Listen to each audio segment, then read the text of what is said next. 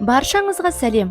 Бүгін брокколи құймақтарын дайындаймыз. Оны мүлдем ұнатпайтындар да сүйіп жейтініне сенімді түрде айта аламын. Бізге брокколи, жұмыртқа, ұн, сүт және қопсытқыш қажет. Брокколиді кесіп, қайнап тұрған суға салып, 3 минут қайнатамыз. Одан кейін суық суға салып, суын төгіп, блендермен ұсақтаймыз. Келесі жұмыртқа, ұн, сүт, қопсытқышты салып, жақсылап араластырып аламыз.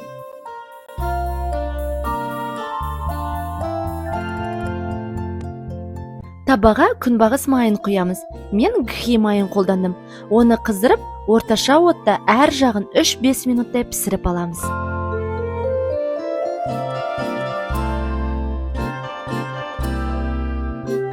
Міне, біздің керемет дәмді құймақтарымыз дайын болды. Балаларға да өте ұнайтынына сенімдімін. Міндетті түрде жақындарыңызға әзірлеңіз және каналға тіркелуді ұмытып кетпеңіз. Астарыңыз дәмді болсын.